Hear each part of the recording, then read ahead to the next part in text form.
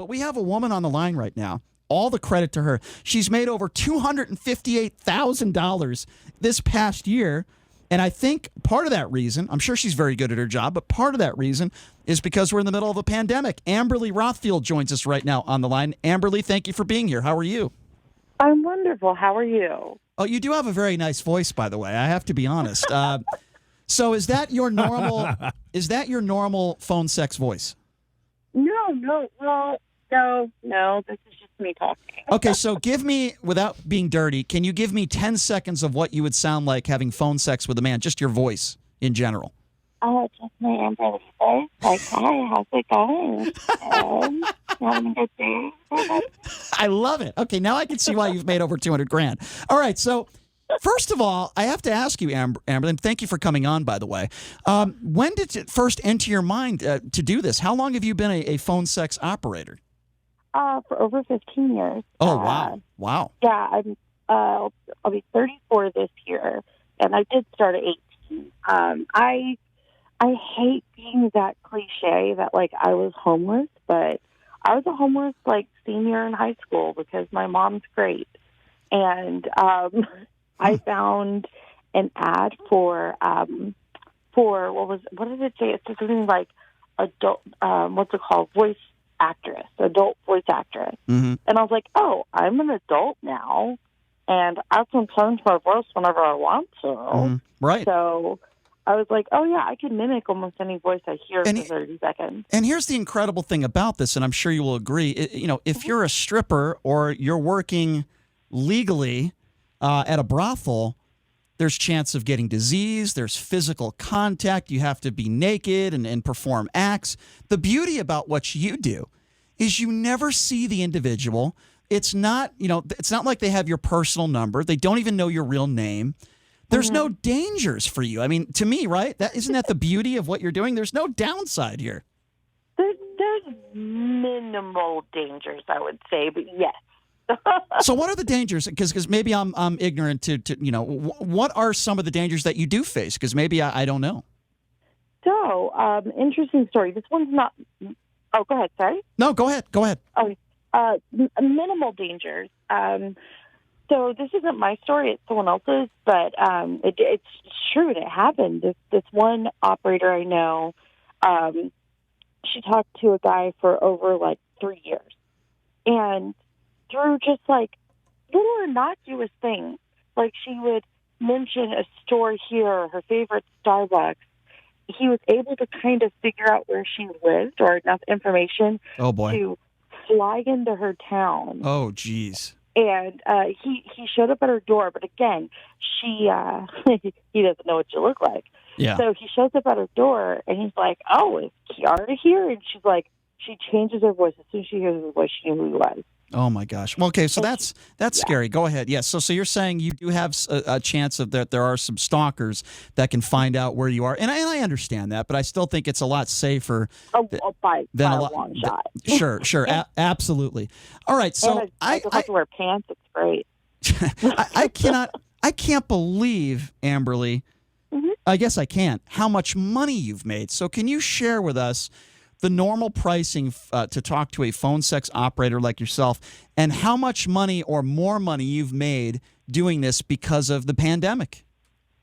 Sure. So the article in Business Insider was based off of a W-9 I had to send in. So I was actually from this last year before the pandemic hit.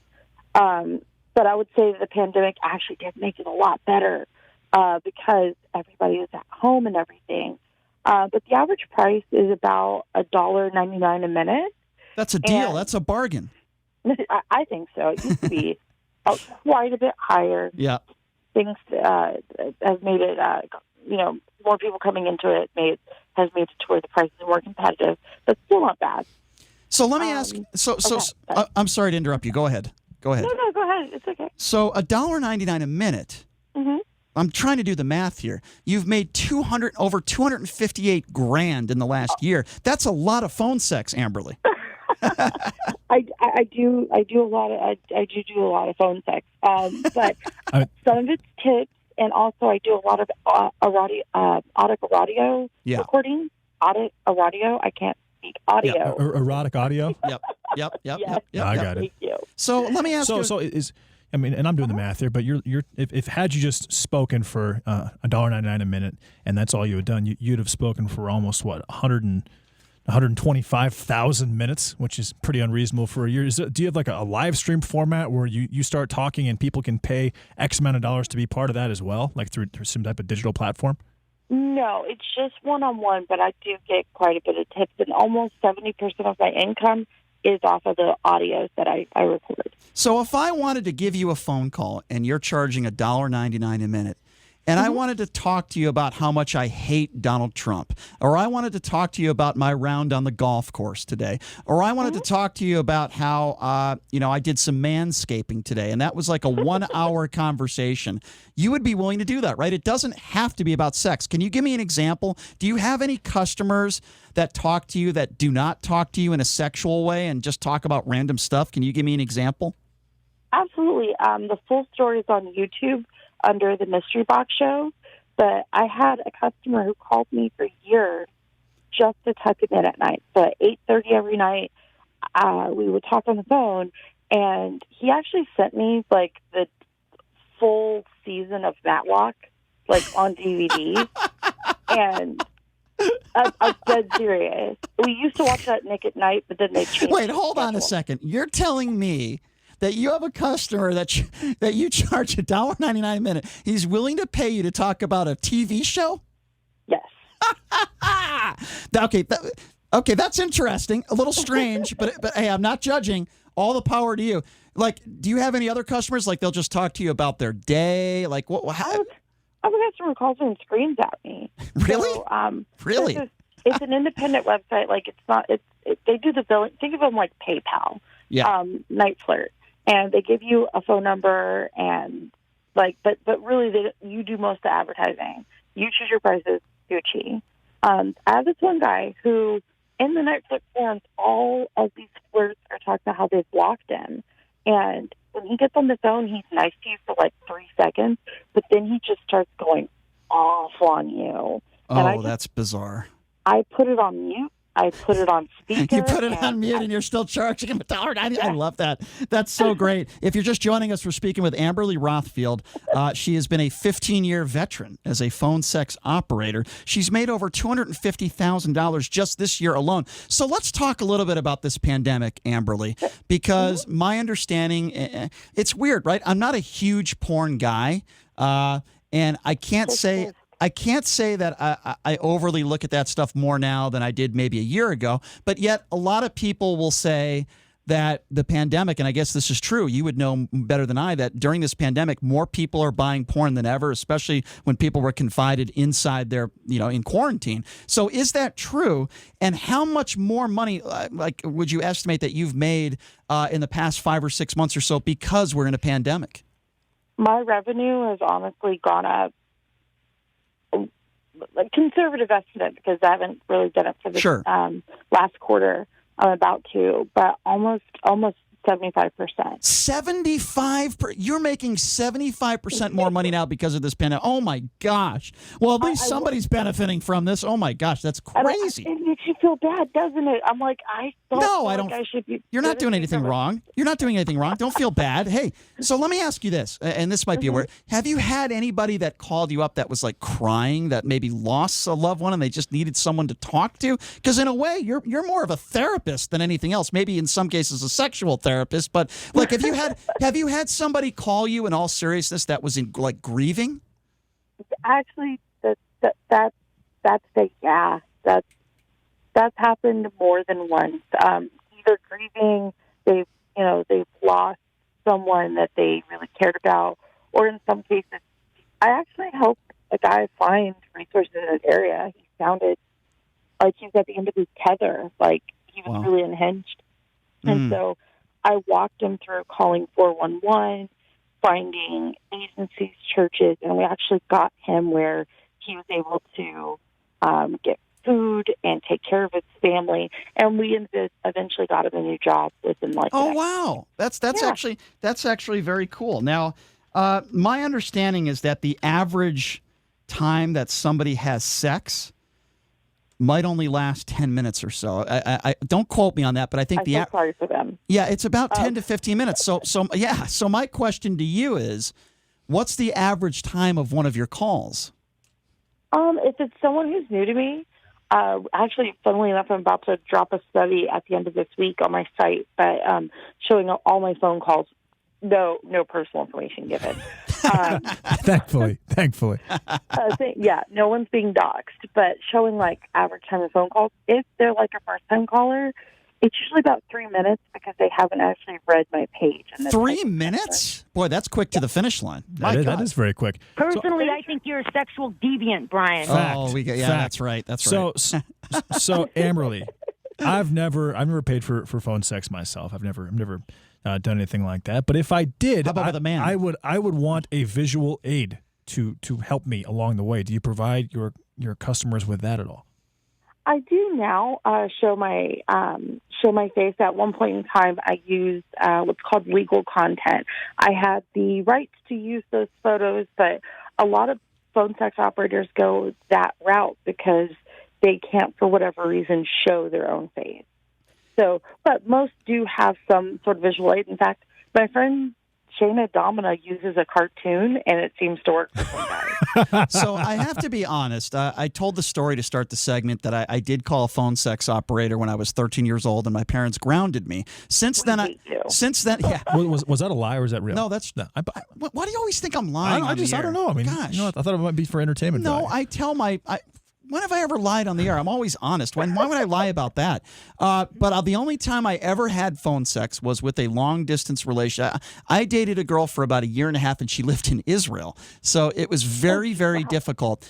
I guess it's personal preference. I'm more of an in-person guy. So what would you say to somebody like me? And by the way, I don't think you're doing anything wrong. I think it's great. Make money and you're providing a service to people. I don't see anything wrong with it at all. But what would you say to some people out there who would say, why are these guys spending all this money for the amount of money you're paying for a phone sex operator? You could legally get a hooker in Pahrump. So what would you say to somebody like that? Yeah, you could legally get a hook. You know, I don't like the word hook. It's okay to use it. But you could go to Pahrump and get someone there, but not everybody has access to that. Like, right. Not everybody can hop on a plane. Let's pretend it's not the times of COVID. Not everybody can hop on a plane and then drive. What is it? 1 hour? Yeah, it's a little ways. Yep, and it's expensive. I think, from what I've heard. From what my friends tell me. it can be significantly more expensive. Yeah. Again, like people who first time talk to me 3 minutes, but most people who call back, it's 30 to 45 minutes, which that can be like, with a tip is like maybe $100 to $300. That's still that's a good answer, and I could appreciate that. So I have to ask you this, and I have to be careful and be PG-13 on the radio. Oh. But would you prefer, when a phone call starts, that a man is not pleasuring himself? The reason why I ask that is because at the start of the call, if a man is pleasuring himself and he finishes, for example, our producer, I've heard rumors that he's very quick to the finish line, Jason Stein. No. Yeah, you've spoken to him. So if you were a Jason Stein and you were quick to the finish line, wouldn't that hurt your chances of keeping him on the line for a while? Does that make any sense? If he's already pleasuring himself, there's techniques you can use to diffuse the situation. Okay, so give me an example. How do you diffuse do you talk about the guy's mom? Like, what would you say? Like, okay. Yeah, what's your go-to? Yeah. What's your go-to diffuser? Yeah, PG-13, like, what would you use if you know a man is pleasuring himself? How would you convince him to stop? So, it's learning how to control the conversation. All tips with that will definitely help you here. And one of the first ones is talk slower. The slower I talk, the slower you will start moving and you will react to me, because you have to concentrate more on what I'm doing. See what I did there? That's like a form of erotic hypnosis. Yeah. What percentage of your customers are from the United States? Majority of them, I would say it's closer to about 65%. Have you ever had somebody that didn't speak any English that was speaking to you in another language, like speaking Chinese or something, but yet he stayed on the line and he didn't understand one word that you were saying? You would think that wouldn't happen, but it happens quite a bit. I actually have a lifetime subscription to Rosetta Stone to alleviate that. So, Wow. but it does happen with people if they're like attempting to speak English and you're attempting to meet them halfway. It's awkward, but it's possible. Sounds like Spanglish. So there's a dirty rumor that when a man, he's involved in intercourse and intercourse is done and he climaxes and he just falls asleep. Have you ever had someone after they finished fell asleep with you while you're on the phone with them? I have. In those cases, I do have a rule where I refuse to hang up first. In cases like that, when you know they were happy, it's time to hang up. So do you think that there are people that are phone sex operators that are not as honest as yourself, where somebody might finish and they stay on the line and you continue to charge them and they see a bill for like $800? I would imagine there are people out there that are not as honest as you are. I've personally had people say, that they do that. They're like, nope, if he forgot to hang up the line, that is on him. So do you think that there's a chance, and by the way, if you're just joining us, we're speaking with Amber Rothfield. She's a phone sex operator here in Las Vegas. She's made over $250,000 in the last year. It's fascinating to me. It's unbelievable, and all the power to you. So do you think it's possible that a man might be married to a woman and maybe be, she's not giving him what he wants from an emotional standpoint, from a sexual standpoint? You think it's possible that they get a bill and it could be responsible for maybe some breakups? I mean, do you think that's ever happened? I think I listened to one happen. There's a guy who called me frequently, and he ended up in the trunk of the car one day. He called me, and he proudly professes, I am in the trunk. And I'm like, why? What? He's like, well, I don't think my wife's going to find me here this time, because his wife kept catching him. So And he went in his trunk? He called you in his trunk? To hide from his wife, yeah. Yes. That brings new meaning to the term junk in the trunk. Oh, my God. That is unbelievable. Okay, he also wow. got stuck in the trunk. Listen, I understand it from this standpoint. I don't care if you're a man or a woman, and I don't understand a guy going in his trunk. I think that's absurd. But, sometimes it's hard for people to communicate, and some people have different fetishes, and sometimes it's very embarrassing to them, as you know. Not many people are open. But the idea that you can talk to someone on the phone that is not going to judge you, talk about the fantasies you like, and you're not going to be judged. I think, to me anyway, from my perspective, I think that's why a lot of people do what they do, because there's no repercussions and you're by yourself and nobody's going to judge you, right? Absolutely. Absolutely. And it's also part of the reason why, even in the day of CAN, it's still going to be around, because it can still be awkward having to stare someone in the eye as you tell them. Of course. And Yep. see their reaction. You have no idea what my reaction is. Thank goodness for mute button. Yeah. But yes. So, okay, I want you to, we only have a couple more minutes left. I want you to judge me here. Now, I can't speak too dirty because we're on the radio and the FCC won't like it. But I'm going to give you like 15 or 20 seconds. No, maybe less than that. And then I'm going to ask JD to do the same, but I'll go first. I'm going to give you my 15 seconds of phone sex with a woman. And you're going to give me a scale 1 to 10, 1 being the worst, 10 being the best, okay? Sure. Hey, Amberly, what's going on? This is Brian. I'm wearing my blue-shaped, heart-shaped boxers. I'm very sexually aroused and excited, and I'm picturing you. Okay, I'm going to stop right there because I don't want to break any FCC regulations. But that. Whoa. Okay, so now, JD, you have about 10 seconds. Go ahead. Well, I'm going to try to not sound like Ken Kniff. Hey, Amberly. Okay, go ahead, JD. Hey, Amberly. How are you? My name's JD. I'm sitting here playing with my belly button. I've got a box of ice cream to my left. It's Ben & Jerry's. Half-baked, my favorite kind. All right, that's enough. I'm gonna Most child molesters love them. I almost just threw up in my mouth. Okay, Amberly, rate me on a scale 1 to 10 first, 1 being the worst, 10 being the best. Go ahead. You did a solid 7. You knew when That's to not bad. stop. Yeah, Yeah, that's it's not not bad. All right, JD, what would you give JD? I mean, I would say a 3, but then it got weird towards the end, which interested me. So that's like a good. What was the number you gave? I'm sorry. I think I heard 9. I think she said 9.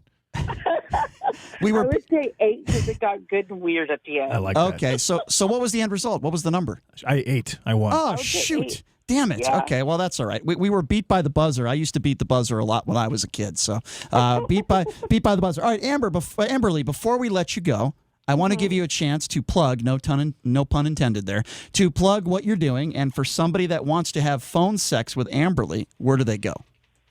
Sure.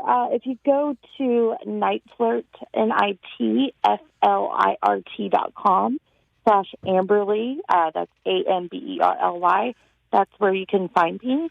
And then on Twitter, I'm Amberly PSO. And this phone call just cost me $43.95.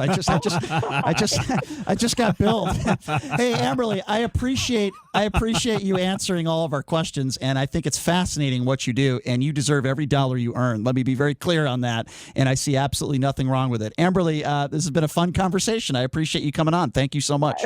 You have a wonderful day, sir. Thank Talk you. to you soon. Appreciate that. Thanks a lot, Amberly. Really enjoyed it. I hope we do talk soon, but it might cost me a lot of money. That's the problem. Oh, my goodness. Yes, that is a true story. I did call 1-900 number when I was 13. And I'm being completely honest, the only other time I've ever had phone sex was with an ex. She lived in Israel, and it was brutal. And it's weird. I guess if you really have a chemistry with, and I think we had that, it wasn't weird. It was actually quite comfortable, and we enjoyed it. And we didn't do it a lot, but I'd say we did it a couple times a month, and we had phone sex probably more than most married couples have sex. I'll admit to that. I see nothing wrong with these people making a living doing what they do. I don't care if you're a stripper or you work at a brothel. As long as it's legal and you're not breaking the law, do whatever the hell you want. If people are willing to pay, listen, if I had a lady that was willing to pay me $2 a minute for phone sex, I'd probably give it to her 20 minutes a day. I wouldn't have a problem with that. I would do it. I mean, that would pay for my lunches every day. I wouldn't have a problem with that at all. What's the big deal? I don't care.